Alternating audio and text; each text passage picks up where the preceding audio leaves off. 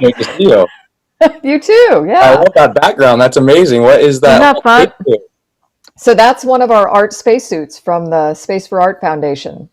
That which is where I'm trying to focus most of my attention these days. But this one is called Exploration, and it's created from artwork from kids in hospitals, refugee centers in I think 52 countries. What? And yeah, and then we've They had. sent it all around? Pardon me. They just sent it all around?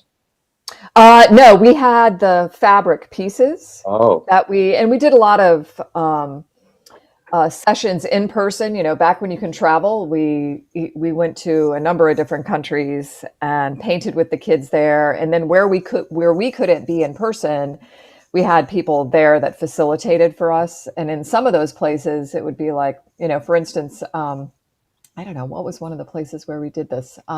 South Korea.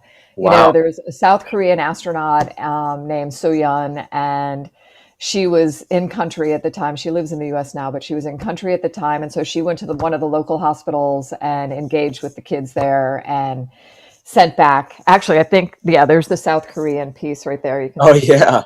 see it. And so it's all the original artwork on canvas. And then our spacesuit company that makes our real spacesuits, ILC Dover, they've been volunteering with us since the very beginning. They quilt it all together into the patterns of like a real spacesuit. And several of these have actually flown to the space station. And the kids get to see, an astronaut up there wearing it and floating around in it. And, That's amazing. with the artwork from kids, all around the world. And this one, unfortunately, was built in a way that it couldn't be packed up small enough to send to space. And of course, we can never promise that anything will get sent to space because that's just kind of a miracle to have that happen. And so we've been very thankful when it has. Yeah. But a couple of them have. We've got some videos on our website you can go check out. And Awesome. What website is that? spaceforartfoundation.org. And you're involved in that? Is Yeah. that your thing? Yeah. I'm one of the co-founders, and one of the other gentlemen, Ian Sion, he's a guy who incredible artist, and he when we were living in Houston, he had started the art and medicine program at MD Anderson Pediatric Cancer Center there. And so the first suit we did was just with kids that he was working with in that one hospital, and that grew to what we're doing now with the suits around the world.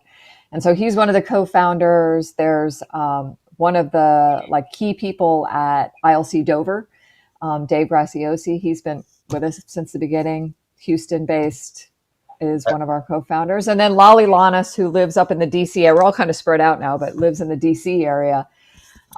We met through another project, and then she's been on board ever since. So kind of cool. We got partners in Russia and folks helping us all around the world. So I mean, the thing looks really awesome. I mean, it is incredible. I mean, I look at the view here, and I'm like, man, it just doesn't do it justice. Yeah. Can I reach it? Yes, there it is. Yeah. But it's tangible.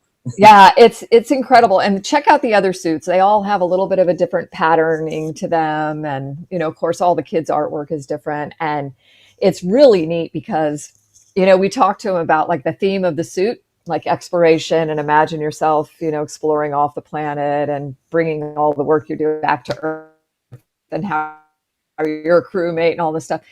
And then we'll get a painting of a bicycle, or we'll get a painting of their dog or something. But I think it's just letting them, they might be thinking about what we've talked about, but they're painting something else. I mean, well, maybe you put the machine down on the paint, and you get what you're, there for that day, not what somebody else is telling you they want you to paint, right? Yeah, totally. Yeah, I mean, it's great to actually finally talk to you again. I mean, I remember. A little introduction of who Nicole is. Yeah, sorry, I just got her right up here. Yeah, so Nicole is an astronaut and has been to space, and you were on the space station, if I remember correctly. Is that right?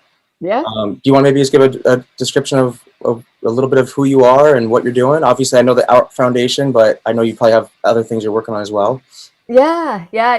Well, I retired from NASA back probably right before I met you. So in the middle of 2015. So I can't believe it's been that long. Oh, And I had worked for NASA for about 28 years. First as an engineer, working at the Kennedy Space Center, and then later as an astronaut in Houston, and had the opportunity to fly twice.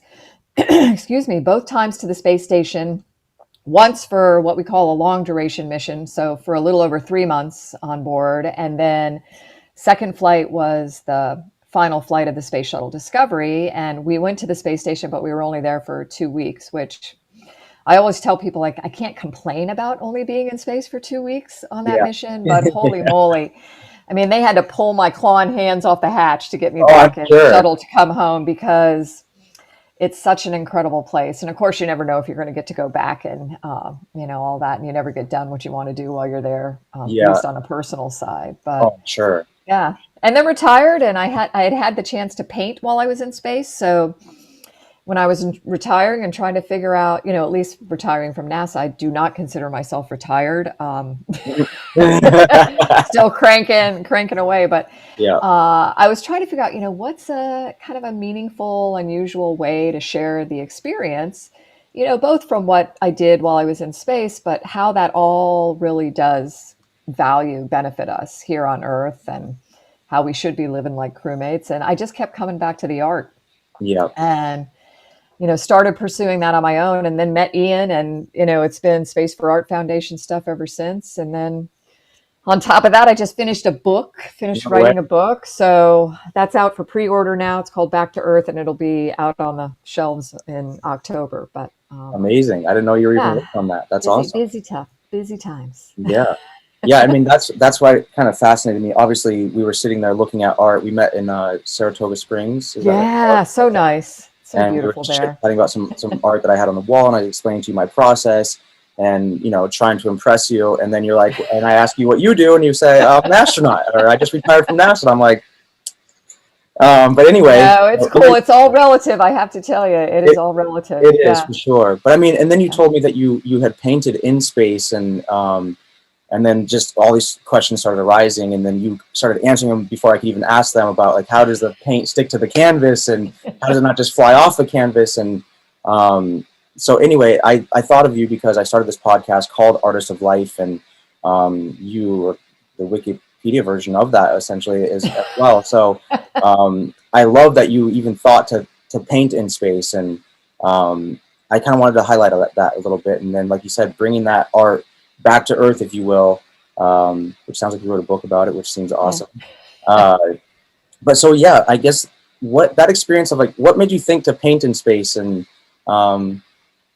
what was that experience like? Like, what to you, like, Well, I mean, for me, it was definitely a personal highlight for sure right, of the flight. And I'd like to say that I had the brain cells before flight to be the one that really said, "Ooh, Nicole, you should take a paint kit with you and paint while you're in space. And won't that be fun? You enjoy doing that down here on Earth." And yeah, it was not me at all. I am so thankful to, as we're preparing to go to space, we have these people that are supporting us. They're helping us do everything, put our checklists for all the technical stuff together, remind us about, just the timeline of everything. And then I literally helping us pack to right, go to space. And that's everything from the stuff that NASA is supplying us. Here's your three t-shirts for the whole mission, and your one pair of pants, and your, yeah, whatever, toothbrush, to,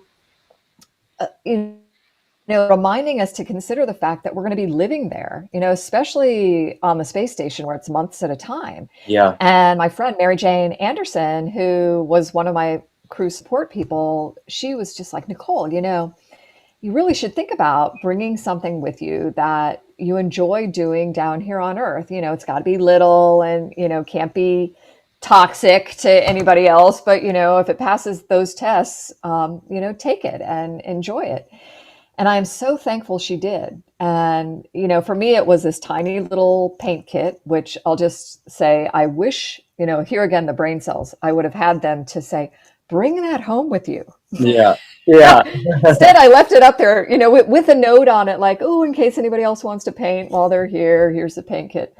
Now they can't find it. But Um, it was such I don't know, just such a human thing, like putting the human in human spaceflight, right? Right. And it's becoming more about living there now, right? And in addition to working there, Making and it home, I kind of. just think it was incredible. I mean, and everything about it was a little bit different than what you would expect it to be down here on Earth. Oh, I'm sure. So, I mean, it's yeah, rather ironic that Mary Jane sparked the idea of yeah. painting in space. But Yeah, and to me, everybody's like, oh,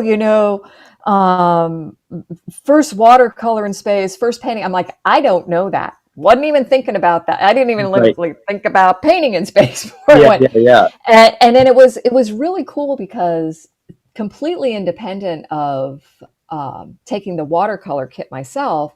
I think even before that, I had taken with me or collected this paintbrush from a friend of mine to take with me, just kind of as a special thing to take there for him, bring it back, and then I got to paint with it too. Oh, that's awesome. And this is a guy who, an incredible artist. I encourage you to look him up. His name is Ron Woods. Ron Woods. Yeah, not the Mick Jagger friend, Ron Woods, but the incredible space engineer, flight crew guy who suited up uh, Buzz Aldrin and Mike Collins and Neil Armstrong to go walk on the moon, in addition to other, Apollo astronauts along the way, and helped design and work on all those spacesuits. And his art is inspired by all of that. But I got to take up this paintbrush of his that was like one of the first ones he had painted with. So Oh, that's awesome. that was cool. So when you're putting the paint onto, you were doing oil or watercolor, or what were you Yeah, doing? watercolors. All Yeah, watercolor. That's the yeah. trickiest one. It's like the least gelatinous material to put onto canvas. Yeah, but in hindsight, again, it was a wise move. For me, I think when I was after Mary and Jane encouraged me, I was just looking for what's the simplest thing for me to take, to pack, the least amount of stuff I have to take. And it really was one of those, I forget the maker, but, little plastic flip open things with the little Plastic. cubes, Yeah. the little cubes. It starts with a G, Grumacher or something like that. I can never say the name. Yeah. Anyway, and so that was like the most compact. These, aside from like the kindergarten version of it that that kids would be using, which I probably could have gotten away with that too. But it also least toxic. I could find there was nothing in it that if it got into the air of the space station that we wouldn't be able to clean out. And now, there are some acrylic paints that would have worked too, because we had to get the paints that we use these suits approved, because you got this off gassing, the scent of it or whatever. So Right. oils definitely wouldn't have been allowed. So it doesn't just lift off the Yeah. material. Yeah. And just, yeah, you don't want anything stinky up there either. Right. But the watercolors worked great and easy to clean up. I mean, I literally could just that's the same as down here. A little ball of water, stick it in there, mush it with a paper towel, and you could go to the next color. Whereas acrylics, even I think I would have had to, have multiple brushes, and, just it would have been messy Right. to use. Now, saying that, one of my friends who had flown before me, Richard Garriott, he flew as a tourist, called a spaceflight participant to the station, and was there for, I don't know, 10, 12 days. And he brought up acrylic paints and actually built like a plastic box and stuck paper, the paper up all around the box, and then just squirted the paints into the box and Yeah. just let it see what microgravity would do, how it would splatter onto the paper. And that turned out very cool Really. as well. Yeah. But yeah, So the watercolor process was interesting. so when you're loading a brush, let's say, and you mix the water, you have to do that in, like, are you doing that out in your regular atmosphere? Yeah, I just, we can't fill a cup of water to dip your brush in, because there's Right. no cups of water to drink or dip your brush in. And so we have these drink bags. They look a little bit like they're kind of a metallic bag that we put water in, or, other beverages. And So I just used one of my drink bags. It's got a little straw on the top, squirt out a ball of water. And then the ball of water is floating, which is kind of cool to watch. Oh, look at this floating ball of water. And then take the brush, to dip it into the ball of water, which was tiny, a little ball of water. Uh, And it was so cool because I thought, oh, I'll dip it into the ball of water and it'll, then stick on the brush. But it was like right before I would get the tip of the brush to the ball of water, it's like the ball of water wanted to move onto the end of the brush. And I don't know if that was some mysterious magnetic, attraction thing, or, otherwise, or if it was just surface tension is different for sure up there or what, but it would do that. And then the same thing happened as I, take the little floating ball of water down to the paints. Right before getting it to the paint, it's like the paint wanted the water. And then the same thing with the colored water going back to the brush. It was just such a cool process to watch. And I wish, I guess I'm talking a lot about not having brain cells today. I wish I would have thought to videotape the whole thing, I think, yeah, totally. because I think it would have been such a great way to not just show how to paint in space with watercolors, but just to explain the whole kind of dynamic of living and working in space where everything floats and everything is just a little bit different, Yeah. Yeah. Yeah, I imagine that must have been interesting, like, because I mean, on Earth we have so many different factors that we deal with as a even if you're just painting a fence, let's say, Yeah. it's like you get the paint and you try to, like, slap as much on the fence as you can, make it even, but Yeah. I assume that all the laws of gravity and physics are different once you're up there. So I don't know. I remember being just very fascinated. I think you showed me a picture. You do have a picture of the painting, right? Yeah, I do have the real painting here now. It was at the Smithsonian Air and Space for a while, Come but on. they're remodeling, so they didn't want to have it while they were going through their remodel. But that that thing back there, that white framed, I don't know, I'm always it's the opposite direction. Blue painting back there is a print of it, Can I and see the print real it's quick? just here. Let's see. Hang on a second. It's so cool.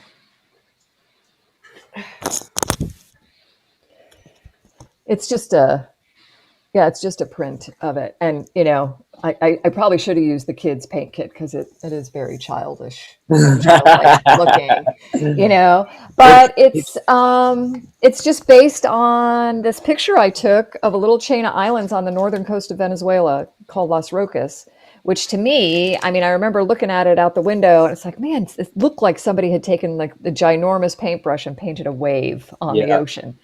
And I just loved it. And so that's been the inspiration. It was for this, but also for some other art that I've done. And but again, like painting, it wasn't you couldn't if I touched the brush to the paper, that whole blob of colored water would just go into the paper.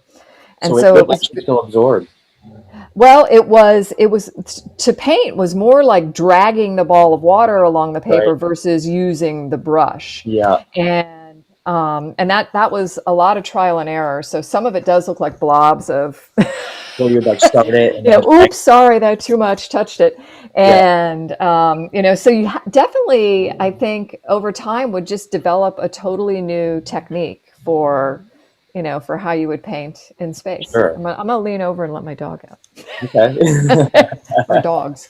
But you probably didn't Yeah. I mean, I don't know, but did you have the foresight that it would lead into this now exploration of, like, bringing art back to Earth and this project to bring the spacesuit to space with art on it and so on? I mean, it's kind of funny, like No, absolutely none. the spacesuit's like the perfect canvas. It's all blank white, ready for design. It's like Yeah. the last thing we haven't designed. Yeah. And, and every astronaut who sees these suits is like, why can't my suit look like that? Why does it have to be just white with little red stripes on it or something? It should be like that, you know? And there are reasons why they're not, but but why couldn't we customize them in some way, beyond our mission patch and stuff? Why Right. couldn't we have some stripe or something on there that we've painted ourselves? But no, there was no strategy in it at all, other than Mary Jane saying you might enjoy doing this in space too, you know. Yeah. So, and yeah, it was a little. I mean, there was a little bit of an evolution of coming to that, you know, that conclusion of just even using art as my way to talk about space flight, and then, you know, evolving to the Space for Art Foundation work as well. Right. Yeah, no, Yeah. that's so interesting. I had no idea you've been working on all those aspects. And as far as your book, does it kind of correlate with what that is as well, or is it just like is it just your experience coming back to Earth? Well, I think overall, in the grand scheme of things, it does. It's not a memoir in any way. It's more, but there's stories of the spaceflight experience. You know, some of my, you know, growing up stuff that just makes sense along the way with it.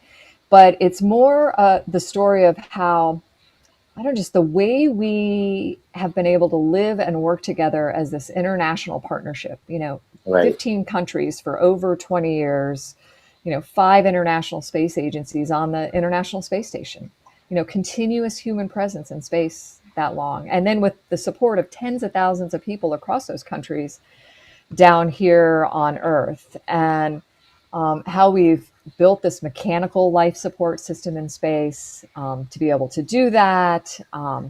You know, it has been peaceful and successful. We've got this greater good mission of the science being about exploration, but ultimately about improving life on Earth. While we're living there, you know, every day we're, you know, acutely aware of how much CO2 is in our atmosphere, how much clean drinking water we have, the integrity of our thin metal hull. And all of that perfectly parallels, you know, how we should be living and working as crewmates down here on Spaceship Earth. And I think it's really just kind of sharing that, you know, analog, I guess, in a way that helps people, you know, first of all, realize, holy moly, you live on a planet in space, Right. Yeah. you know, and, you know, we're all Earthlings, you know, thin blue line being the only border that matters. And how do we take those, you know, that common ground kind of stuff and come together as crew, and, you know, and really start acting like the crew here versus, you know, passengers. And That's yeah, so that's really what it's about. And I use climate change as kind of the challenge that, you know, you could look at to, you know, that we could be working on as, you know, through this whole model of the way we live and work in space. yeah. I Yeah. mean, I think that's a fascinating comparison in just life, people being passengers in life, uh, Yeah. and not. And I Yeah. assume the camaraderie up there is it has to be impeccable. I mean, I'm sure there's It's things that awesome. It's really, really awesome. And I just think you know, I know it's like 7 people living on a space station versus 7+ billion, you know, down here on Earth. But, you know, these orders of magnitude, these scale kinds of things, that's just, and I know I'm oversimplifying, but that's what it's all about. I mean, it's yeah, just like, let's just extend the same way of being to, you know, our life on a planet. And that's, you know, even in the Space for Art Foundation, when we're working with the kids, you know, our tagline is that we're uniting a planetary community of children through the awe and wonder of space exploration and the healing power of art. And embedded in that is, you know, talking to them, communicating with them about, you know, who and where they are, we are all together in space, and, yeah, you know, how we need to live like crew, how the art from these other kids that are coming together in the suit, you know, they're living and experiencing some of the same things that you are. And, you know, that common ground of planet Earthling, thin blue line. And yeah, they get it, you know, and you want them to get it when they're young, right? And just totally. keep it, you know, figure out how to keep it in the front of your brain Yeah, as you get older. yeah. I mean, I think that's so important. Actually, that message alone is pretty astonishing, because I think it really does correlate with how people do live. And um, to have that kind of cross comparison of having that camaraderie is what I find to be ultimately true too. It's like you talk to a lot of people and they kind of have the core unit, but to branch that out so broad, I think from that core dynamic. It's funny because in space exploration, that's maybe on planet Earth, that maybe the one common denominator where we do all get along with so many different It's, it's so amazing, isn't it? Like today, there was a launch from Kennedy Space Center, was on one of the new SpaceX Dragon Oh, vehicles. I saw you posted. Yeah, incredible. You know, a week or two ago, And on this mission today, there were 2 U.S. crewmates, one Japanese and one European, who are going up to be part of the station crew. And then a week or so ago, a Soyuz from Kazakhstan and Russia, or Kazakhstan, launched with on this Russian vehicle with 2 Russian cosmonauts and a U.S. crew member, all going to the same place, all to become part of the same crew, Yeah. to live and work up there. And yeah, it's amazing how is it we can do that with this space exploration model. Right. And every day every day up there, we're not just worried about the CO2 and the clean drinking water. We're worried about the health and well-being of our crewmates Yeah. as well. And it's just, it's just so simple. Yeah. Yet I really think, like hugely powerful. And I think because of the way we are, working together as these countries in space and continuing to push forward with that as as an international partnership, a lot of the stuff that even right now doesn't seem so good that's going on between some of these countries, I think is tempered, is really, tamped down a little bit because we have that relationship and that experience together Yeah. that, where we know we can get along. And Yeah, yeah, people are maybe not so inclined when we don't want to digress, where we've like gained so much ground. It seems. yeah. I mean, Yeah, so there is not a single partner in that relationship that's like, okay, next time we fly in space, we don't want to be with you. It really is, how do we build it out even more? And I think that's so, I don't know, I think that's so inspirational too. I mean, it's really a lot of what gives me hope yeah, in things. And that, um, what we've done, like you just said, everything about what I just said about what I'm presenting in the book or what we're doing with the foundation, it doesn't matter if you're in space doing that. It's about how you and I should be yeah, getting along too, right? And to like kind of lift ourselves up to look at things in a positive way. I mean, we don't go to the moon by saying, oh, here's all the reasons why we can't do that. right, Can't do it that way. I mean, the motto that I love, that I learned very early on as an engineer with NASA from one of my very favorite people, Jay Honeycutt, was, here's how we can, not why we can't. yeah, And I'm like, holy moly, that doesn't work only in space. That works with the lawyer guy I got to talk to about whatever contract I'm working on, or the yeah, plumber that's coming to my house, or totally, my family even. totally. And I think it's about believing there's a solution to every challenging problem. Like going in with that attitude is, I don't know, it's empowering, to It's do that. Yeah. I mean, I think that's pretty much the only attitude you can have when you're trying to Yeah, get you space. gotta. You know? Um, It's not that there's not stuff going on that could bring you down. I mean, absolutely. But yeah, we got to kind of look at it. It's all about perspectives too, right? Looking at things from, different perspectives and allowing ourselves to be open to that.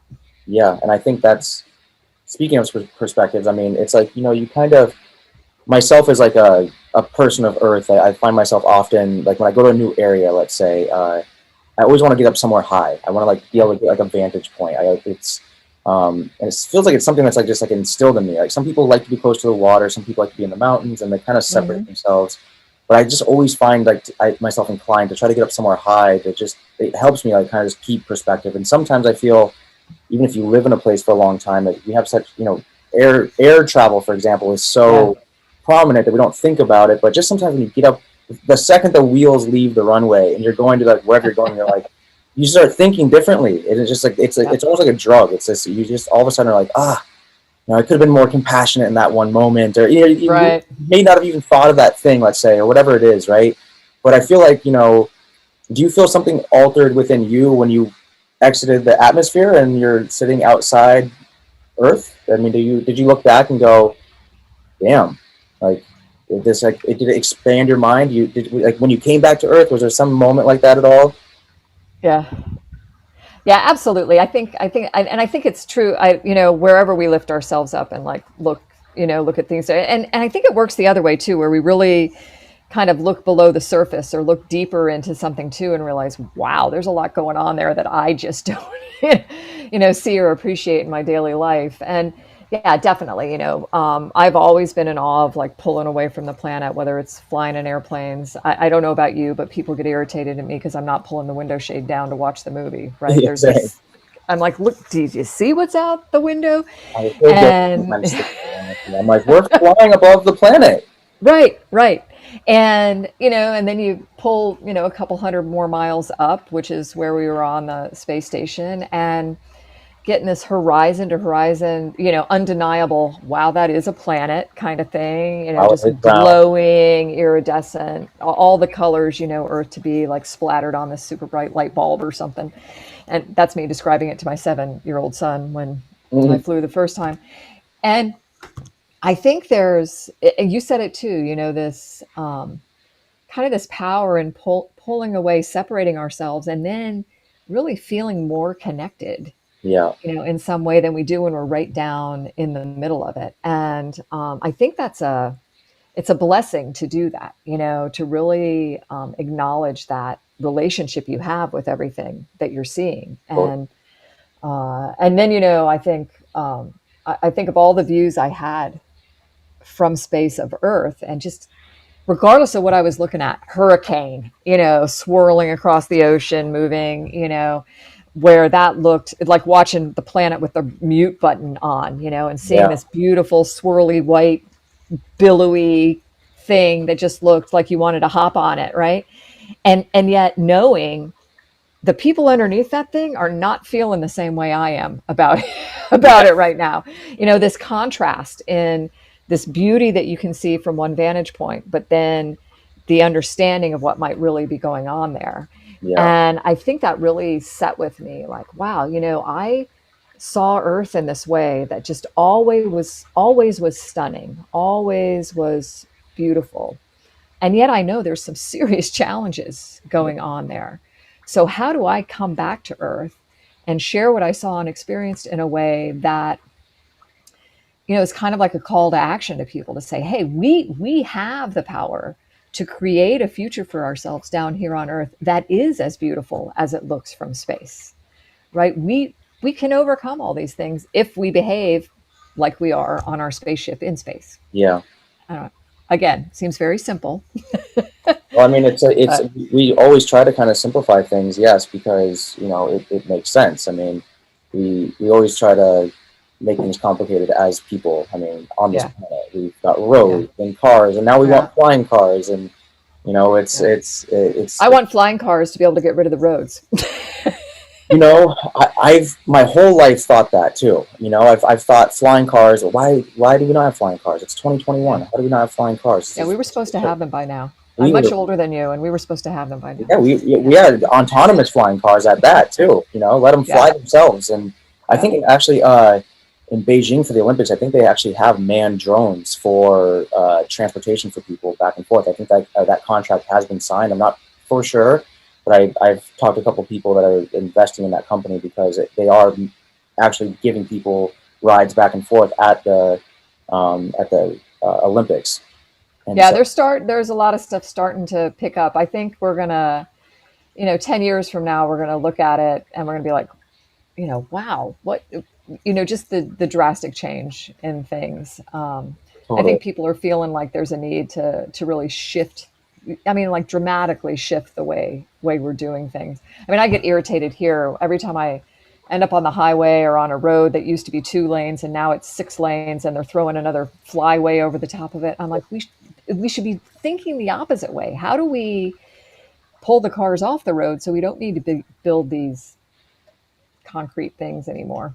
well, it's crazy. I mean, people don't realize the effect that it does have having a roadway. And someone, I own an excavation company. We build roads. We do things Yeah. like that as well. And so sometimes I don't really even believe some of the things that we are doing just for the infrastructure that does exist now. But for me, I feel like I know it seems like everything's exponentially grown. Obviously, in 1910, cars were just hitting the road. So we're Yeah. barely into this thing as cars. But when we look at the exponential growth that we have had in that short amount of time, you kind of do look upwards to the sky to say, hey, why aren't these things in the air? But I guess one of my to circle back, I guess, we do have the roadways, for example, like, if you were to take away all the roadways, there's all that vegetation that would be back there for one. And not to mention just the heat index that is basically radiating off of the roads is pretty unsurmountable. And Yeah. ultimately, there was this company that I don't know if it got a lot of traction, but they were pitching something at ASU a long time ago, and it was basically these solar roadways, which I thought was like the way of the future. But Yeah. it seems like we use that excess byproduct of oil for our roadways, and so there's a big chunk of political dynamic that is involved with that. But one thing I guess that's like, to make long circle, maybe it's a triangle now, but it seems some of the conversations that I've heard on podcasts, people talking about like space trash, for example. No one's necessarily really regulating space. Like we're up there, but no one's really, we're kind of like a global coalition, if you will, that's kind of managing it, right? But is it true that there's like the reflective aspect of space trash floating around the globe is kind of refracting sun back? And would that maybe apply if like all of our traffic was to lift and suspend above us? Would it be blocking out our vegetation? And you see the Yeah, I mean, I'm all for flying cars and stuff, but I think there's a balance in all of it, yeah, right? When I look at a new highway being built, I'm thinking, okay, why aren't we looking at how we better use what we already have in place and yeah, pulling things off the existing roads we have, and just kind of the balance. The same thing is true, in how we manage the assets in outer space as well. And fortunately, there are a number of agencies that are responsible for like the regulation of debris, especially the human created debris in oh, space. And there are yeah, there are, and as well as, and there's some of the same groups that are responsible for how and where satellites get placed in orbit, and what their like life cycle kind of management needs to be. And are you going to boost them up higher when their life is ended, or are you going to figure out how to deorbit it, burn it up so it doesn't stay in space or come back to Earth? And I think that's becoming more and more critical as we see these constellations of satellites being launched now, these small satellites to try to distribute bandwidth and access to the interweb, yeah, around the planet. And that's going to become more complicated, but I think that it's the thought of it is being integrated right up front a lot more than perhaps we had in the past. yeah, And so there's the sustainable push either way. How do we look at the life cycle of something, and not just keep trashing it up to put more out there.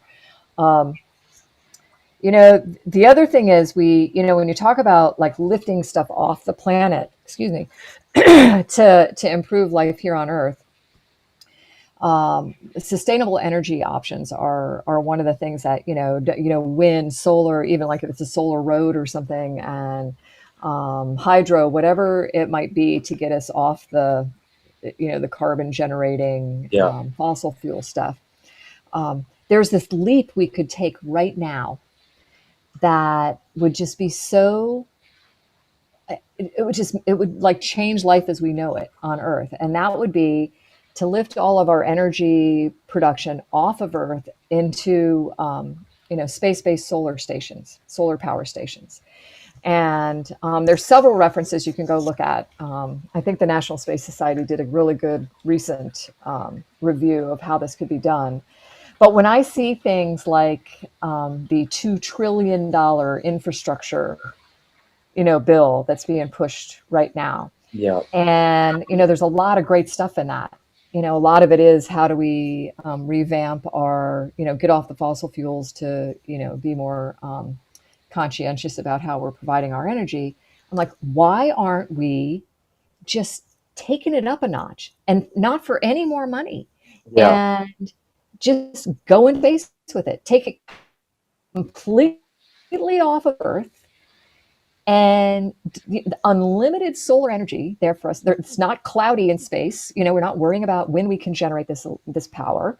And we've got the tech that has been developed, that we're looking at how you transfer that down to Earth to the distribution sites for it, that could significantly, like huge orders of magnitude, reduce the greenhouse gas carbon footprint of generating electricity, and not just for one place on Earth, but for the whole planet that way. Yeah. And boggles my mind why, when any kind of major revamp of the way we're going to live our lives here on Earth doesn't bring space technology into play to, to look at it. Because I think the last estimate I saw was like 50 billion or something, or even if it was 100 billion or 200 billion dollars to do this, that's like a drop compared to $2 trillion for, the overall thing. If your Right. chunk for energy was put to that instead of something else, but So, got me on a rant on that one. well, I mean, that's fascinating though. I mean, because I mean, obviously, there's so many questions I could ask about that, about the why nots. Obviously, there's the Yeah. obvious, what if something catastrophic happened, right?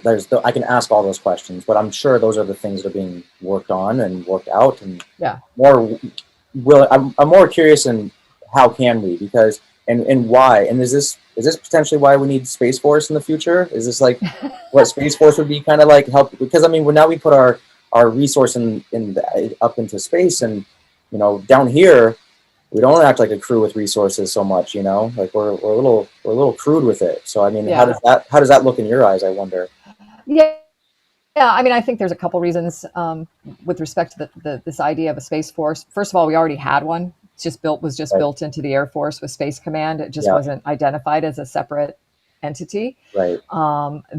They along with technology development with DARPA and other of the military based kind of technology development areas are looking at space-based solar power, and not just for like coming back to Earth, but for how we've always powered our spacecraft in some way off of solar. Look at the space station. Those ginormous solar Right. panels that are on it. That's Yeah. they can't find any better example of living off the grid than the International Space Station right now. And so there's always been huge investment through the military tech side in space. And I think we'll start to see more of that being integrated with the civil side of it as well, through those kinds of things. But to me, it's just another example of this whole idea of off the Earth, for the Earth. Jeff Bezos, who has Blue Origin as a company that owns Amazon as well. My husband always tells me to look at. He's like, look at the way these guys, Elon, Jeff, these other guys, these people are developing their space companies, right? Every single one of them has some sci-fi author or sci-fi story or inspiration behind what they're doing. And for Bezos, you can look at it and see, okay, he's looking at the science fiction approaches where it was about, how do we lift the industrial things, the things that are really causing damage here on the planet, that are protected by that blue line, outside of it, off it, and then bring the benefit back to Earth without impacting the planet itself. And that's what something like space-based solar power is all about. Let's get all this stuff, the mining, the everything about it, off of Earth and into space to support us. And then your question about what if something goes wrong, some catastrophe in space or whatever that takes stuff down, you'll have to have backup there as well. But then there would be some balance of how do we maintain some, limited infrastructure here on the planet to balance out that. Balance, Yeah. Yeah. You got to evolve towards it too, but So we got to think big about how we overcome these challenges. Well, yeah. I mean, is that Yeah. why we're leading towards like multi-planetary, planet inhabitants, like that we're going to be basically living on potentially Mars and other planet? Are there other planets that we're thinking of inhabiting other than Mars? Mars is the only one I know right now. The moons of a couple different planets like Jupiter are very attractive as well, within our own solar system. And then of course you've got, all of this research that's going on now, and the detection of these, what they call like Earth-like planets in this Goldilocks zone, with respect to their own Right. star. They're like at this distance and size, Yeah. and Yeah. what seems like would be comparable to what we have here on Earth, but that's interstellar travel then, right? Yeah. And so, to go to Mars, we're talking about within our own solar system, which is challenging enough on its own. But there are people already, there are groups already looking at how do we develop the tech that we need to get out of our solar system as human beings, to travel like that at the speeds and the and with the resources to be able to survive, to get to somewhere like that. And Yeah. kind of that, looking at that Star Trek future of things, if you want the most positive way to imagine that. And but right now, you think about going to Mars. um, Mars doesn't even have the resources that my space station had, right? Mars is not welcoming us there, right? So we Yeah. have to treat it like a spaceship, that we're going to go and build put everything in place that will allow us to survive there. And, that's about getting off Earth in one way, exploring, learning more about who and where we are, developing the methods for living off our home planet. Um, but ultimately, I think it's even about improving life on Earth in one way or another. And then in the billions of years or so, when the sun decides it's not going to maintain the solar system anymore, hopefully we've expanded that enough that we are, outside of our own solar system, because Mars ain't going to cut it when the sun decides to Yeah. stop on us either. So So it's kind of just like a short stop anyway to where we're really going. So where are we really going? I don't know, I don't know. I'm really hopeful that, in my lifetime, I see that whole Mars thing going down. Yeah. I know. I mean, I know in one way or another that I will witness. I'm actually hopeful that somebody will invite me to travel with them to the moon. That would be outstanding. So you want to go Um, again? oh, I'd love to. I'd love to. Right now I keep joking, with my husband and son, like, so we got to become independently wealthy somehow so that we can afford to pay to go. But I never say never, right? On that kind of thing. I would love to do that. The moon, it's like this purpose built space station for us, right? 2 days away, 250,000 miles. Um, Resources there that, again, we can be utilizing appropriately to benefit life on Earth, to help us get further off of Earth, to lift industry off the planet again. Yeah. I Yeah. mean, so it only takes us 2 days to get there? Yeah, if you think about the Apollo, the approach we took with Apollo launching off the Earth and then kind of doing this slingshot method, using the Right. gravity and the rotation to get us out to lunar orbit and stuff. We look at like a day and a half, 2 day, trip for doing that, And you're touching down on the moon. and then you're touching down on the moon, which is pretty That's incredible. crazy. Yeah, That's yeah, pretty. I did not know. I thought it yeah. was like months. No, it's months to go to Mars. I mean, right now I think they've got it down to like 8, 9 months to get to Mars. And then you get there and you're pretty much committing to like a minimum of a 3 year trip for Mars, because even if you get to Mars, once you get there after that 8, 9 months, the planets have to kind of align and orbit properly to get you that same 8 or 9 month trip home. Right. Otherwise, you could be on the opposite side of the sun. You could be, even further away than the 35 million miles. That's the shortest distance.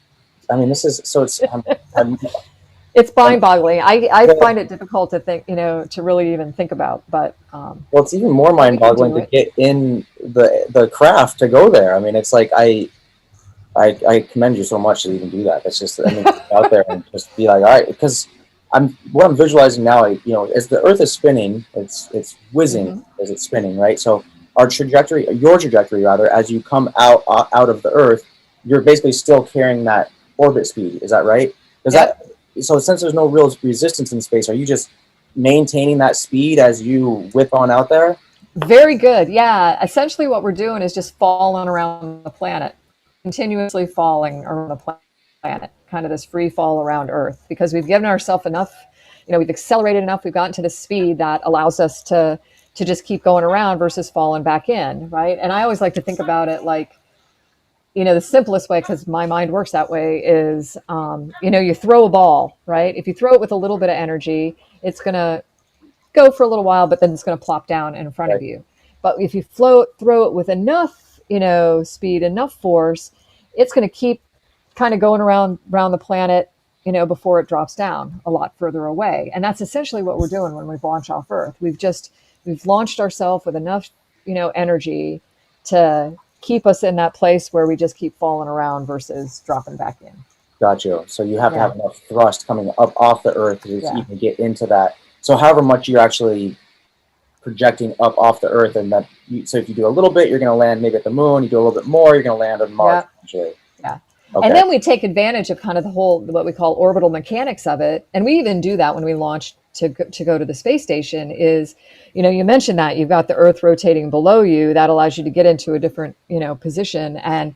But if you get into orbit around the Earth, you can use kind of this, they call it like this slingshot method that allows you to use that pull, that gravitation to, sling you off into a different orbit as well. And I don't know, there's things about, if you can get up higher, it'll slow you down. If you can get up, when you have the same kind of energy in there, or you bring yourself down lower, you'll speed up coming around. I mean, it's really cool. What our friends are going to go through over this next day of rendezvousing with the space station is basically just that.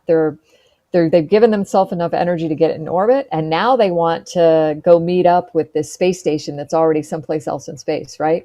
And so they're doing these little burns of their thrusters that allow them to like raise up and then speed up, or burn retrograde to slow down and get below. And I mean, it's a really totally cool process that it goes through just to kind of line up to be able to put two things together in space. So once you are coming up to, once you're approaching an object, are you like reverse thrusting, like you're coming in like a boat dock essentially?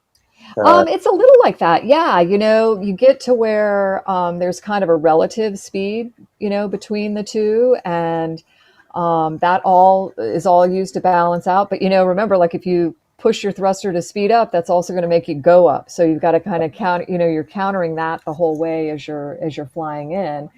And then, you end up slowing down essentially to a speed that allows you to just kind of, gently dock. But it's incredible to watch. I mean, I remember approaching the space station in the space shuttle, and at first, against like the blackest black I'd ever seen in my life of space, there's this tiny little dot of light that we knew was the space station, just because our computers told us, right?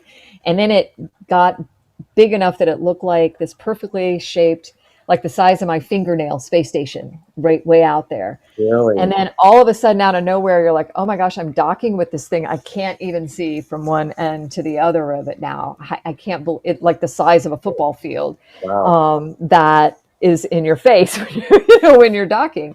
This tiny little dot of light that turns into this ginormous spaceship. So you guys just approach it fast in that manner? Like when you first saw it, to then how it was in your face, how long was that the process? That's over several hours once you get to where you can see it and are lining up. I mean, you're moving fast. When we're on the shuttle or the station, you're traveling at 17,500 miles an hour around the Earth. So at about 5 miles a second. So you go around the Earth every 90 minutes. And then once you're, aligned to, come and meet up, your relative speed, you slow that down a lot. I mean, down to like 1-digit feet per second kinds of things, to where it's really just this meticulously deliberate, diligent thing to dock. But, it's a beautiful thing to watch. It really is. And the crew is operating that, or is it like running off of satellite, or how is that happening? Well, on the space shuttle, there was a lot of manual flying that went along with it, but built into that is some automatic stuff too, like some pre-programmed maneuvers and things. On the new spacecraft, like the SpaceX Dragon, that our crew is flying up with in this next day, they've tried to automate as much as possible. I think ideally they'd love it if they could just, the crew could fall asleep and, they just wake up and they're docked to the space station. Yeah. I don't think there's any NASA crew, at least at this point, that is willing to just fall asleep and let the thing dock to the space station. I mean, I think there's a need to be engaged, at least, in case something does go wrong, if there is a manual takeover that's necessary. And then in all of it, there's some, there are some manual tasks that need to happen. But the goal is to, just like down here, to have those automatic, autonomous flying Totally. cars or drones is to have, autonomously flying spaceships too, which there have been Right. all along. Yeah. Just, yeah, when we put the people in them, we tend to want the backup too. Yeah, I'm sure. But I mean, is there like a captain that's actually holding something that looks like a airplane yoke type of situation? On the shuttle, we had a hand controller like you might imagine in like a fighter jet or something. The rotational hand controller that a lot of kids think of their video games when they see Yeah. these things now, right? And like little controls to increase thrust or move in one direction or another. On the Dragon spacecraft, there's not a hand controller thing. There's, you're actually interacting with the commands through like a big iPad interface almost. So you're not looking out like a window, let's say. They are not looking out a window. They have views on those screens that allow them to see where, where the guidance is and, alignment and all of that. But they're not like in their seat physically looking out a window Right. at it. On the shuttle, we did have windows that you could use, which was so cool. You're basically looking out a window as you're flying it in addition to the screens that you had Wow. to see it. Yeah. So when you're taking off, are you in a vertical stance, like when you first went in? Yeah. So the vehicle is vertical. So like if you imagine an airplane tipped on its tail, so then you'd be laying on your back, and then in the Dragon capsule that launched today, it's this capsule on the top of a big rocket, and the crew again is kind of in this reclined on your back position going up. And that's good for a number of reasons. On our body, it's a lot less stressful to have the load coming through your chest Yeah. than coming through your head. Yeah. And so physiologically, that's a good thing. But yeah, it's kind of neat. You get out there and you're laying on your back for a little while, a couple hours waiting for launch to happen. And then that's Yeah. just got to be the most Yeah. insane experience. I mean, so you're sitting there, you're in basically, recliner position, Yeah. facing the sky, and then what's that like when you take off? I mean, is it just like a power and force that you really can't comprehend? I mean, that's what Yeah. it seems visually when you see a rocket take off. You're like, I can't imagine being inside of that. And just from like my own perspective, being an operator of machinery and so on, I know the force that's with those. I mean, if you crash a large dump truck, let's say, I mean, the force that is in that, this thing might not even get crushed, but you could just die from the impact, essentially. Right. So it's got to be just catastrophic, that force of taking off. What is that like? It is incredible. It's awesome. That word totally applies. The most dynamic thing I've ever experienced, just, body shaking kind of thing. On the shuttle, it was about 7 million pounds of thrust, to get off the pad and into space. And Yes. I think when those solid rocket boosters lit, I mean, it was like this reality check all of a sudden, like, wow, that's what 7 million pounds of thrust feels Yeah. like, like slammed in the back, slammed in the front, shaking. I mean, like shaking like I didn't imagine my body could ever shake. And I've watched the video, like the cockpit video, and I look at it, and you can see us shaking and, shaking around and stuff. But I'm like, that does not show you how I felt, like jello Rattling inside. bones apart. Yeah, and then you're accelerating too, right? And so it's like three of you are starting to climb on top of you, on your chest, and so you're weighing a lot and you're shaking, and I think about it, I'm like, it's really, I don't know if they did this on purpose, but like for the first minute and a half after a space shuttle launch, there wasn't a whole lot the crew could do, actively do, other than monitor the systems, communicate with the mission control team to make sure everything was going okay. And I think that, that's kind of a good thing, because as a human being experiencing all that, I mean, you need to get that like woohoo out. You need to high five your crewmate. You need to like have that smile on your face and just be like, wow, as that's happening. And and then 8.5 minutes later, you're in space, orbiting the planet at 17,500 miles an hour, feeling like this floaty, effortless, nothing pushing on you anymore thing, which is really wild. It's probably a long 8 minutes getting up there. But wow, I don't know. It's one of those time warpy kinds of things. It feels like probably it's taken a while, and then afterwards you're like, holy moly, that went by fast. Was I ever on a launch pad kind of thing? Yeah, seriously. Well, it's got to be like a part of you too when you're taking off. I mean, that you're just kind of like, holy shit, what have I done? Like this is I'm going for a wild ride right now.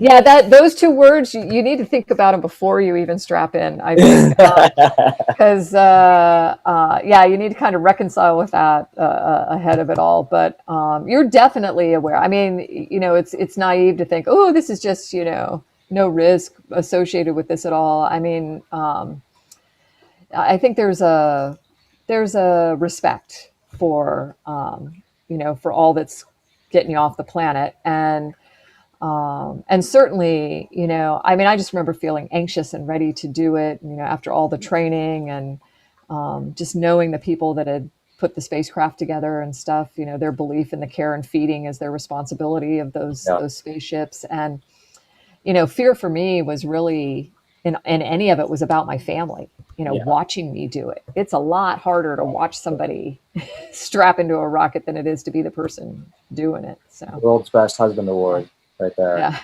Yeah, no kidding. Because I mean, that's yeah, it's like Yeah. it's a pretty. That's one of the crazier things we do as people is go to Yeah. space. I think. I mean, we're fascinated by people that jump motorcycles and BMX and race Yeah. cars. It's all relative though, isn't it? In the way It's the way you kind of balance that risk reward.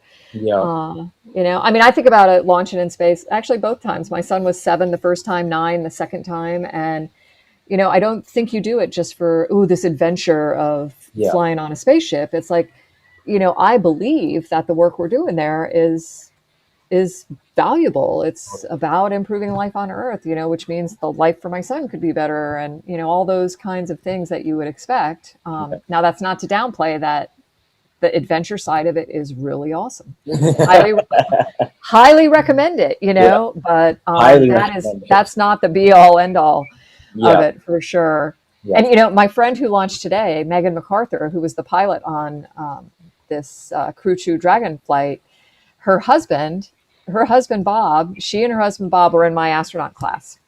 And Bob flew a year or so ago on the test flight of the Crew Dragon with another classmate of mine, Doug Hurley, who is married to another classmate of mine, Karen Nyberg, in our astronaut class. And so there's like today to watch Megan going out to the launch pad when a year or so ago, Bob had just done that in the same spacecraft, actually. Yeah. And, on the first flight when Bob was launching, there's Megan with their son watching Bob head off to the launch pad. And then today there's Bob with Theo watching Megan head off to the launch pad. So That's amazing. all those kinds of thoughts, those human things, emotions, all of it are going along with it as well. Oh, I'm sure. Well, I mean, as you're getting lifted off of Earth, I mean, is there sometimes like what I'll do for myself is I'll be like, oh, well, like if I'm flying, for example, I've the past couple of years been flying and slowly getting my pilot's license. It's been a very slow process. But when I go, there's like a moment, I must admit, like when we're kind of like taking off and we're just barely kind of clearing this tree section. Yeah. I'm like, oh, so many people do it, and I think about different. Oh, this person's done it, and this person's done it. But obviously, that's not. It's somewhat of a variable or a fact, obviously. But what was in your head as you were like going up? Did you ever have a moment where you're like, okay, so many other people have done this, and it's got to be somewhat fearful. I mean, obviously, you accept that you do it before you go, but there's got to be there's an energy there. There's an energy there for sure. I think you just try not to dwell on it. I mean, I get in my car and drive to the grocery store, and I'm thinking some of that stuff. So funny. And a lot of it's like, please, dear Lord, let the people that are on the road with me, have respect for my presence there. That kind of thing. I think that's with us all the time, no matter what, no matter what we're doing, in one way or another. And then in space, like when I was on the station, living there, we just train so much for all the things we think can go wrong. Yeah. And I just watched how beautifully, our crew came together and responded to things when the alarm bells were going off. And so I felt like if something happens here, we are going to do as much, as humanly possible to save the situation. Right. And yet, I was always kind of a little afraid of something happened to my family on the ground and my not being able to be there. Right. It wasn't about me. Something happened to me in space. It was about, oh my gosh, what if something happens to my son on Earth? I can't just hop in my spaceship and head home for that. Yeah. And that's true in a lot of cases down here on Earth as well. You got people on these military deployments that, good Lord, they can't even talk to their family the way I could from space. Yeah. Every day I could talk to my family. Yeah. And, and there's no way they're just sending them home if something happens to somebody they care about, And so I go on a business trip, I feel feel the Yeah. same way, Yeah. Yeah. So Yeah. I think That's, that's just the human in it. yeah. I mean, it's nice that we do have human aspect of things Yeah. still, Yeah. it's funny because I talk to a lot of people that, they want this like symbiotic relationship with AI and so on. I'm like, you gotta understand, like we are humans, like right now still, we are not robots yet. Like that's We are not not happening. robots. Yeah. But yeah, I mean, I feel like, there was a lot in like common between like you and I, like when we first kind of met, that I appreciated that. I didn't realize I would have in common with you, like as my grandfather, for example, he worked at NASA for a long time, and he worked in the robotics department, which I think I mentioned Yeah. too, and getting robots to Mars and so on. But like we just never, I felt like we didn't really have like the same like we didn't really sync up like mentally all the time as far as like what we like thought about certain things, adventure, let's say. So he's a little nerdy, honestly. Is it just Yeah. what it? But you kind of have this sense of adventure. Are you like this on Earth? Do you go whitewater rafting or surfing or something, or what are your hobbies here? I mean, I like scuba diving. I like Yeah. flying. I like gardening. I know that's not all that adventurous, but I mean, for me, it's more about like being outdoors, I Yeah. think, with whatever it is. My son is working on his pilot's license, so I'm looking forward to getting back into that more myself, Yeah. and being able to be with him while that's going on. Um, Do you but fly? I'm not a like want to be at the edge of the cliff kind of person. I'm not a. I Well, mean, I I don't like like that. to go whitewater rafting, but I want to know that I'm not going to fall out of the boat. I mean, Yeah. there's stuff like that. Well, you seem like you. I not big on the cruise because I have a fear of the rogue wave. I mean that kind of thing. Um, I'm out on cruises anyway. No, I'm not, it'll But never catch there's my things cruise. like that. It's like thinking about going to on an Antarctica trip. I'm like, all right, do we have to take one of those ships that goes across that really, really crazy water to get down there? Because that would scare me. Yeah. And But you're taking calculated risks, which is something that I do very often. And yeah, it's, sometimes people would put it, you might not think of it as, someone like an adrenaline seeking person, let's say, or something like that. But you are taking a very calculated risk, but it is for like the greater of good. Obviously for science and yeah. exploration and so on. I mean, it sounds like you like scuba diving too, which is like another Oh, world of absolutely. most people. You just go under, you stick your head underwater with a snorkel mask on, and it's just a whole other planet. It's another world. And I'll tell you, one of the greatest things I got to do to prepare to go to space was to go live underwater for 18 days on the Aquarius habitat off the Holy coast of Key smoke! Largo. Anyway, so before we say goodbye, I Yes, want to know what's up with you because I kind of, I remember just being really impressed with not just the beauty of your artwork and kind of just the aesthetic attractiveness of it too, but just I don't know, there's a lot of mechanics behind that. I mean, there's a process that's very different, than what you see normally, and yet there's almost like this delicate like nature to the work that's really intriguing to me. So I'm pretty sure I asked you about it before, but I'd love to hear again how you got to where you took the work you do and then applied it to art. Very yeah, cool. yeah. I think there's no accidents. It's all the things that lead you to wherever you are in life are just like collective of your experience ultimately. And Yeah. um, I've thought about that a lot because people always ask me that question, like, "How did you get here?" And they're like, like, why this? And why are you doing this? Are you just doing it because you can? Is it like kind of like there's like one of those things to the world? And and the truth is, it's probably a collection of everything. Honestly, I think probably the first time I realized any sort of artist, like any sort of like skill, let's say in artistry, was probably when I was like maybe young, but I would realize it within other people more than myself, and I was always so impressed with people that could draw or paint really beautifully. Like Yeah. even in high school. The kids that are around me, the quiet kid that would, draw something, some, hyper realism with a ballpoint pen. And then that kid, just kind of goes on to work at like a grocery store or whatever. And I'm like, this kid should be in a museum. Like, this is unbelievable. So I think that's probably like the root of things. And then as time went on, grew up in a family where my father had an excavation company, and always just being fascinated by big machinery, and then life goes on, and I became very interested in the conversation of AI and our that symbiosis between us and them, and potentially, or what have you, and it just kind of all merged together. And I was always, as an outlet when I was racing, whenever I was hurt, I would be painting and doing stuff. Like, all my racing friends would make fun of me for it. They're like, "Oh, what are you, an artist? Like, get out of here with this! Like, that's a terrible airplane," or like whatever it was that I would paint for my house. Honestly, I just like be painting things for my home when I just moved out, and so from there it just kind of like started progressing. I like really started getting into like modern abstract art, just because I thought it was so fascinating psychologically that people were thinking that far outside the box 100 years ago. Just simplicity on canvas, or on hemp, actually, more so. Right. And so that psychological aspect of it became really fascinating, that people would be thinking less is more even back then. I mean, it's just fascinating to me that people were going to space so long ago, and the fact that people thought of Star Wars, the theme of Star Wars, so long ago. I mean, even now it's like, it's a little out there, but it's not. It's really tangible. So I liked the idea of doing something that what I had known that nobody had done before. I've always kind of just been on that mission. I've always been inventing something or trying to come up with something, and maybe that's a little bit more of my ego speaking to things, that I want to be the first one to do something, let's say.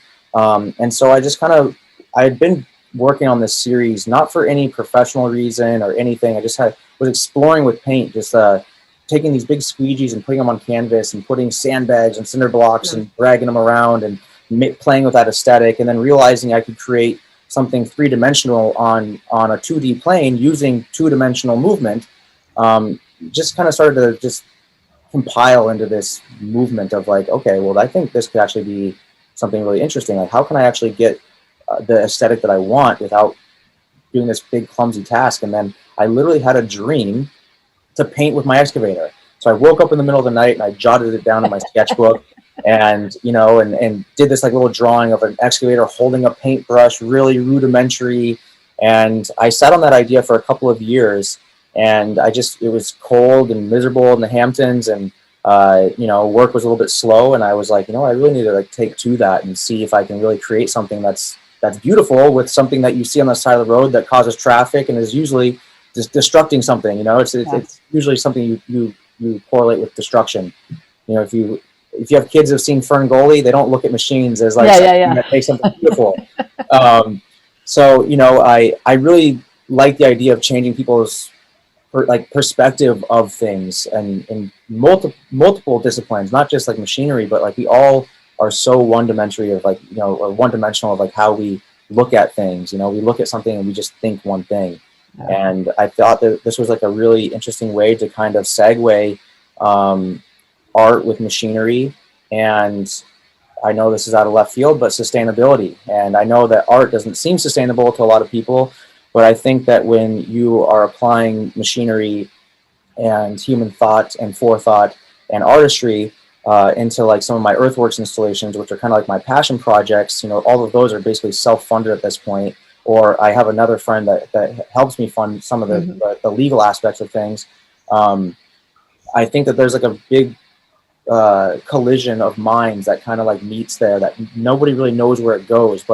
And even when I first started, it was like, oh, you're going to do this painting, why? What's the point? You have this company, you have this going on. And I'm like, I just want to. I want to be able to, showcase my work. I want to be taken seriously as an artist. I don't want to just be known as the guy that has an excavation company or the guy that raced dirt bikes but now it's funny because you fast forward all this time and a lot of people only know me as an artist. They only know me for those types of things, and they don't even know that I can maybe even ride a motorcycle or I even have an excavation company. They just go look at your Instagram page. They'll know. Yeah, exactly.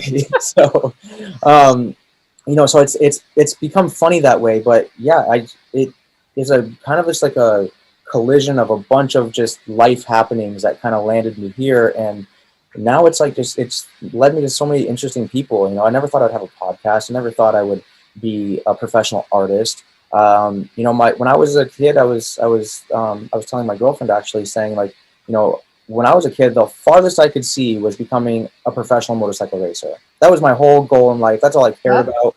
And then you kind of pursue something like that, and you start realizing that your mission may not be beneficial to all. If you're not, you know, if you're not someone like, let's say, a Travis Pastrana, a very prominent athlete, let's say, then you're just kind of like someone on a self-indulgent journey, and you're just trying to be a professional athlete because you want to be. And it just wasn't fulfilling enough to me. It wasn't what I wanted, and it's a huge sacrifice. You know, your body just gets destroyed. And art, I got to be honest, art hasn't been all that kind either. I've gotten really messed up doing art. You know, like, just all the stuff that I'm messing with is super heavy. Everything's 500 pounds. I mean, just my squeegee alone's a couple hundred pounds.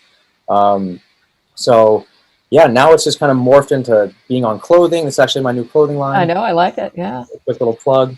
But it's really cool, you know, because I get like a very familiar sense from it, because there's things that, you know, there was kind of pathways in life, and then they all kind of just, you know, start playing together. And I think, you know, sometimes we fight that, right? We're like, oh no, I got to stay down this path. I need to be the engineer. Or I need to be the, you know, the excavation company guy. I can't, you know, I can't, you know, distract myself with that other stuff. And it's amazing how just, like, more opportunity opens up, more, like, you know, introductions open up, more like understanding of how you really can add value to life around you when you let all those things that, you know, you really are exciting you, that you're curious about, like, come together. And I mean, the example I think of is, in my world, is, you know, how possibly could some engineer, technical person like or do art? Yeah. You know, you only use that one side of your brain, right? And I'm like, oh my gosh. I mean, I have discovered along the way that I would easily say 95% of the technical community that I've worked with has some artistic, musical, creative thing going on.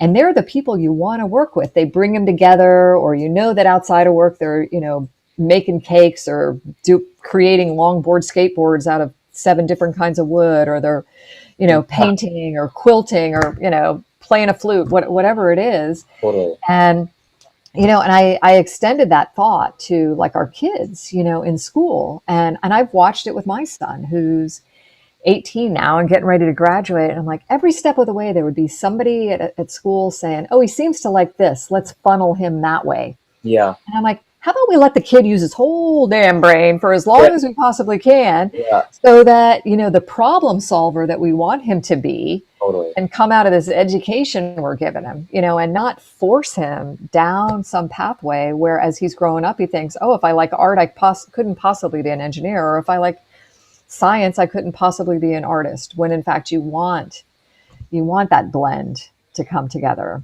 Yeah. And I know I'm rambling, but I you know, I look at your art, and, you know, now this approach, like, through earthworks and stuff, it's like, it's, you know, there's definitely messaging there to me, you know, that's coming through it. But I look at it and I'm just like, there's an inspiration behind of it that is, as far as I can tell, you know, from the awe and wonder you're experiencing around you, you know, from a better understanding of the earth, maybe the dirt you're working in when you know, pull the excavator through it, what, you know, on the work side of things. And then just that kind of tangible, get your hands in it sense that, you know, comes through the artwork as well. And, you know, and that's a good thing. Yeah. Well, I mean, that's a really good thing.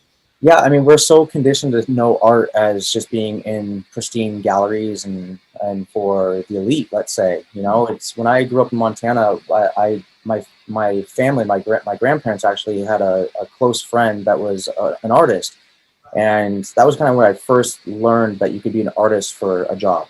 You know, I remember sitting at Thanksgiving dinner, and he would just, you know, draw a motorcycle on a napkin, and it was like a perfect cartoon, you know, and just anything, he could do anything with a paintbrush, and just the idea that you can have a life that you can create. Like, for example, it's like, yes, I guess there's a lot of messages involved, but it's, that's why I've kind of titled this podcast Artist of Life, because yes, I am creating paintings, and yes, I do sell paintings, but ultimately the message is really that you can do your life how you want to do it. And it doesn't have to be, you know, it doesn't have to be about status, and it doesn't have to be about all these different things. It can just be what you're actually passionate about. And we didn't have that option 60 years ago. Yeah. That wasn't the topic of discussion, to do what you're passionate about. Is do what your family's done for a long time and continue that legacy. And some people have legacies to upkeep, and I understand that.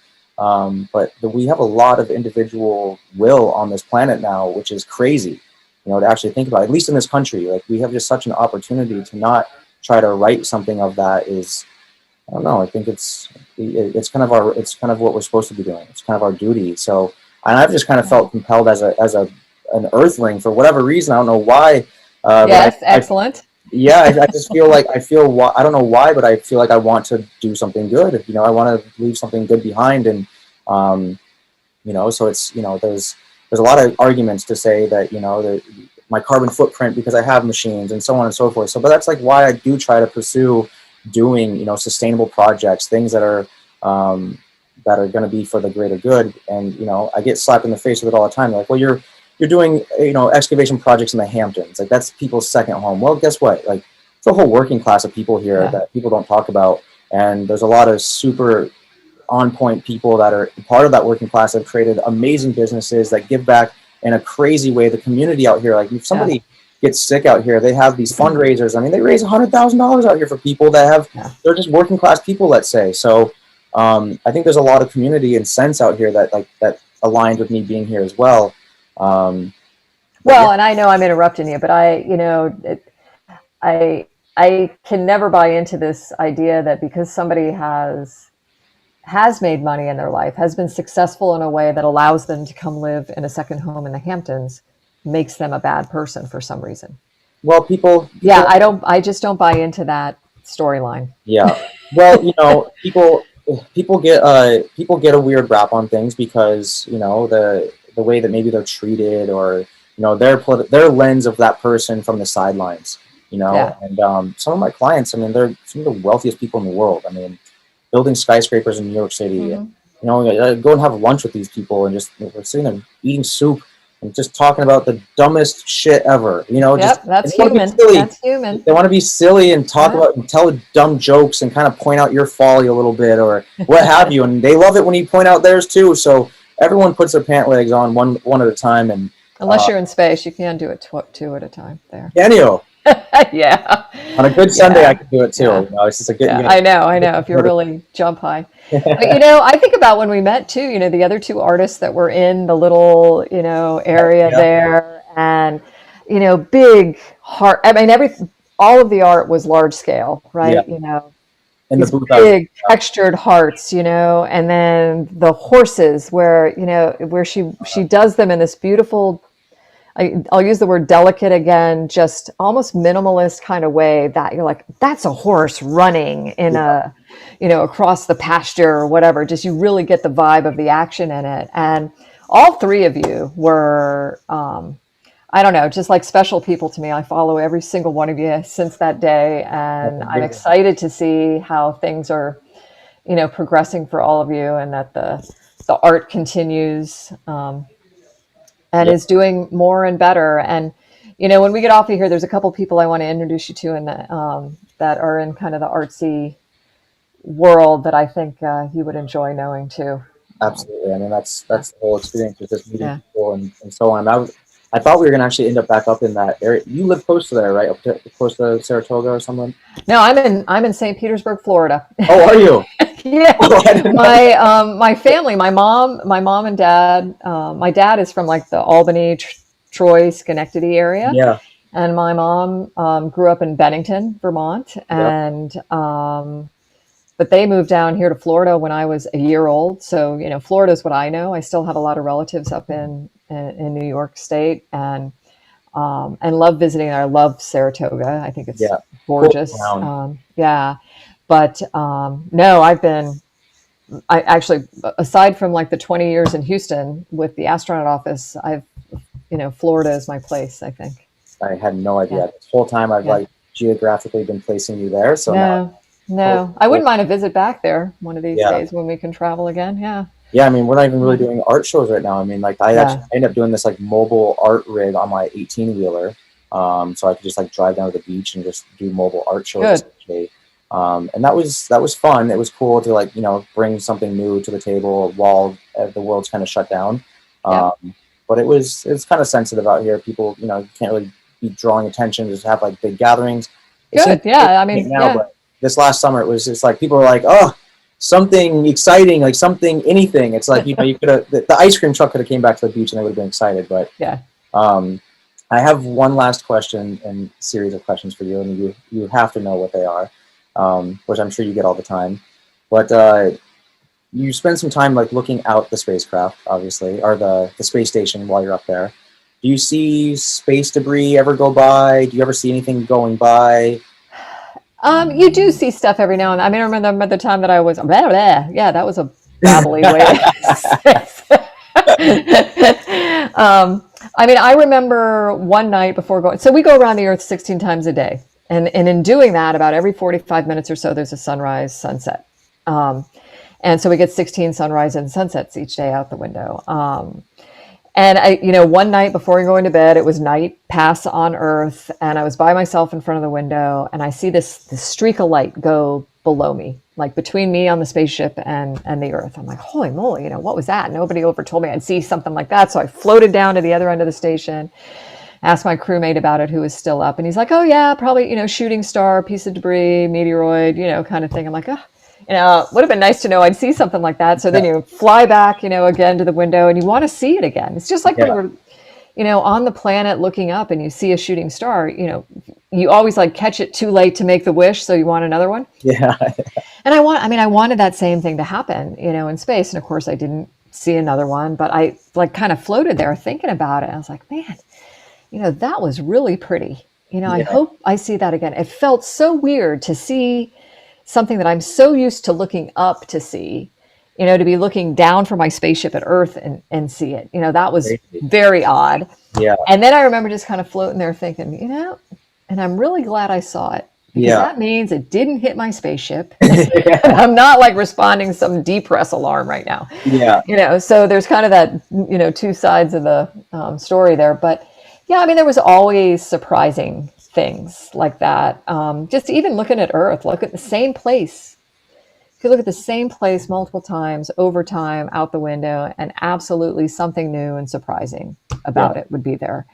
And I mean, and Earth even became like this work of art. It wasn't so much important to me where on the planet I was looking, though I'll tell you, you get a really good geography lesson from there. I mean, you can start to just understand, oh my gosh, that's the pinks and oranges and patterns of a desert in Australia versus the Sahara or something. Totally.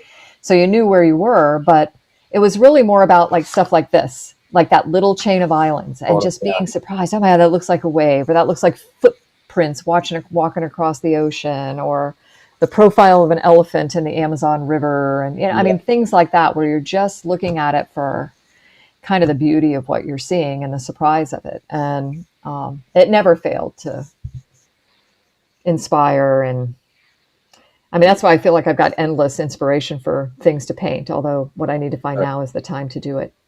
Yeah, I mean, that's always the thing. Yeah. My paintbrush is a machine. I have to get back to my shop. I'm like, it's digging right now. I can't really paint. Yeah. But do you ever have like a wonder of maybe seeing something else, like other life or alien? Yeah. I mean, I think that's always kind of there, like almost like a silly expectation of it. Yeah. Even though I believe there is other life out there. I don't know if it looks like us, but I do believe there's other life out there. We would always joke that, they're looking at us, they're just too small for us to see them, kind of thing. Yeah. And but I think in the end, even more the kind of the surprise of the unexpected stuff I did see, like that shooting star, or, the way the planet looks, or, looking off into deep space and, getting it really dark in the station so you could see just the layers of clouds and color and stuff out there. That I think that ended up, you know, being more intriguing to me than like continuously trying to think, oh, am I going to see, you know, an alien out there or something? Now, if that had happened, I would have to say that probably would you know, would outrank anything I saw out the window, but it didn't. So, Well, I mean, because it's curious, because I mean, it's like there's been like there's been like this ongoing conversation of, you know, of this phenomena, right? Of different people seeing things, of sightings, or like whatever it may be. And I've just been fascinated by myself, because growing up in Montana, I would sleep on the trampoline every single night, like in the summertime, and be staring at the stars, like just, you know, I first endless. endless star. I mean, the stars there are just they're mind expanding. You just like you look, if you look for 40 minutes, let's say, eventually you start to see stars that you don't really generally see. So stars start to kind of come, like you start to see more. Your eyes start adjusting. When I first got you know, interested in, you know, UFOs, if you will, or aliens, like just curious about it. When I lived in Montana, the first time I watched Fire in the Sky, this guy, what's his name, Travis Walter, or I can't remember his name, but anyway, you know, he had this whole experience apparently that he gives us like whole report. He was missing for a couple of days. He was, you know, this whole experience that he had, let's say. And I just remember being like terrified of this. And then, you know, just like, wow, that's the situation. I don't really think I'm interested in aliens. But I remember just seeing stuff like living in Montana, just like, you know, like these lights that would just, you know, you see shooting stars, you see satellites, and we end up seeing like this one really cool two like balls of orange, like almost like the emoji of these like orange balls of fire coming over the mountain. And they went over the top of the mountain, like just side by side, perfectly side by side. And they just like, they left like these almost like contrails in the sky, like these trails. And so I went running inside to get my dad. I was like, I finally have evidence. You got to come out. There's smoke in the sky still. You got to come see this thing. So he comes out and he's like, oh yeah, that's kind of bizarre, but you know, always kind of denounced whatever I had to say. But I would see these lights that were just like, you know, they'd be going, but then they would like be going at one constant speed, but then they would just 90-degree turn, 90-degree turn, 90-degree turn. I mean, just very bizarre turns, and then just be gone. And so I just, my whole life I've been like, you know, talking to people about like, you know, like not so much anymore, because as you get older, people just think you're crazier the more you talk about things. But then just being like in 3 different parts of the United States, for example, like we were in Havre, Montana, which is nothing. There's a grain silo, which is the biggest structure there. And talking to this old timer that's, you know, in a wheelchair, and he talks about the thing that they saw in the field, and they had a cow that was mutilated. Then they went over to the cow and its tongue was cut out. And so all these crazy things, right? I know I'm going down a deep rabbit hole here. Bear with me. But I go to 3 different parts of the country just on completely random, and I meet 3 different people that tell me the exact same thing. One guy in Texas, and another guy up in Syracuse, New York. And I didn't provoke the conversation and say, oh, so you guys ever see anything around here? You have a cow farm. That, you know, no, they out of nowhere told me these things, which is, I always thought was so weird. It happened to me in like my early 20s when I was traveling a lot. And once I met you, I was just like, God, I gotta talk to her about some stuff. I know you probably couldn't tell me anything anyway, but like, you know, it's just, what do you think? And it's not because I have something to tell you and can't tell you. It's, I mean, I really just have nothing to tell you. It's just I feel like, bad. It's not, and it's not like to downplay anything you saw or experienced or heard from anyone. I just have not had that experience myself. I've never been really presented with anything that would make me, you know, make me think that kind of thing. I mean, like I said, I saw things that were surprising to me, but there was always an explanation for them. There wasn't like what you saw or heard about, and are like wondering what the heck could that been.